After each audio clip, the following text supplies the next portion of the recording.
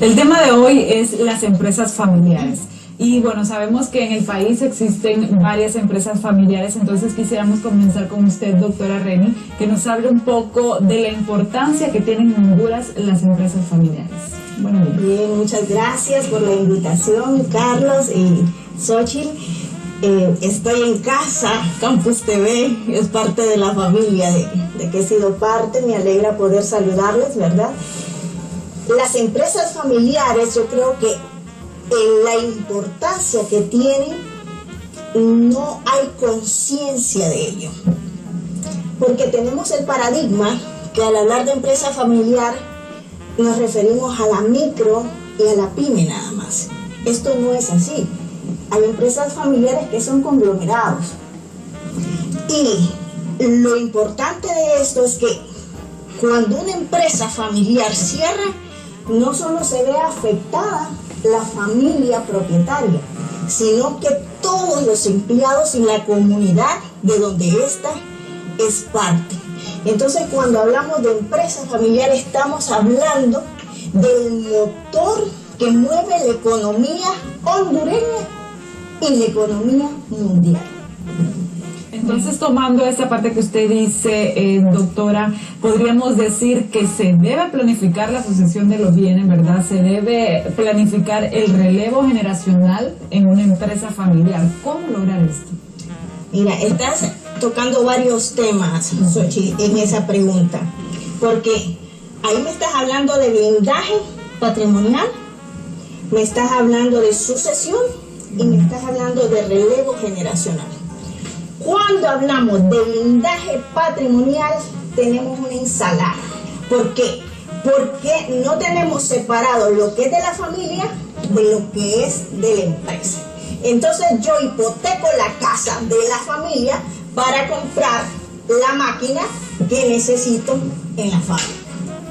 O agarro de la caja chica de la empresa para ir al supermercado. O sea, es una mezcla en la cuestión del manejo de bienes. Esto complica el tema al momento de legar y de transferir estos bienes. Es importantísimo, por lo tanto, tomarse el tiempo de trabajar en la planeación. ¿Para qué? Pues para evitar que al final todo el pueblo se quede con el esfuerzo de toda una vida del fundador, porque se queda, si no se da el tiempo para planificar esto, el banco se queda con una tajada, el gobierno se queda con otra tajada, todo el mundo, y al final la familia se queda en la calle. Por lo general, ¿hay algún parámetro que nos indique hasta qué generación deben llegar las empresas familiares? Porque tenemos el ejemplo de que muchas personas que son las fundadoras de estas empresas, al fallecer también fallece la empresa y ya no está el flote, y puede ser muy próspera la empresa, pero al fallecer esta persona también fallece la empresa.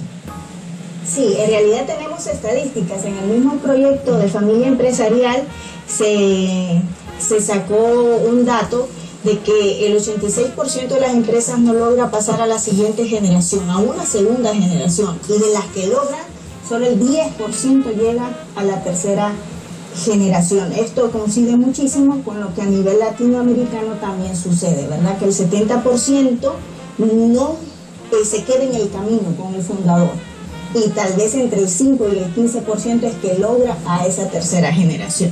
¿Por qué sucede esto? Pues hay diferentes factores. Pueden ser factores como por los que fracasa cualquier empresa: mala administración, problemas de su flujo de efectivo, una caída en la economía, qué sé yo.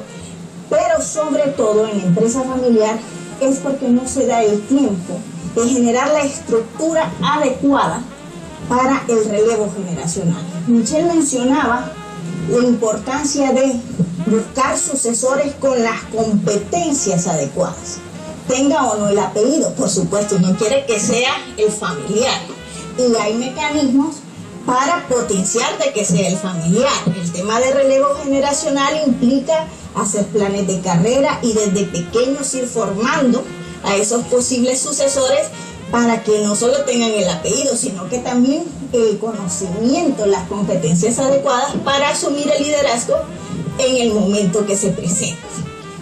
En Honduras no tenemos cultura de retiro. Entonces, eso dificulta el proceso de sucesión. Estando con unos clientes, yo pregunté, y bueno, ese cargo, director ejecutivo, ¿cuál va a ser la edad de retiro? Y no les exagero, se puso de pie el padre y me dijo, nunca me voy a retirar. O sea, esa es la cultura que nosotros tenemos, morir en el escritorio, ¿no?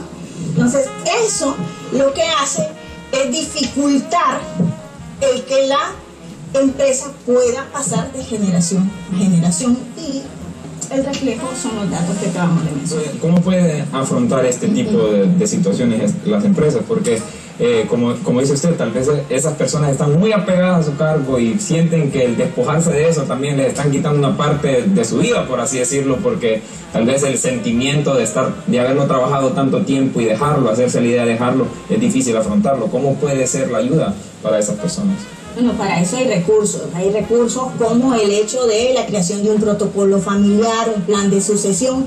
Es que la ignorancia es lo que nos mata. Cuando nosotros hablamos de plan de sucesión, piensan que es que mañana ya vas para afuera. No, plan de sucesión puede durarte 15 años, porque la idea es de que el fundador le transfiera, le vaya dando mentoría a esos posibles sucesores, lo vaya presentando con los contactos.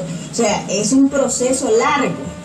Al saber que es un proceso largo, pues bajan la defensiva, ¿verdad? Entonces, lo primero que hay que hacer es informarnos, no tener miedo de conocer más del tema, de pedir consultoría, de apoyarse en gente experta que les ayude a hacer este tipo de proceso. Lo que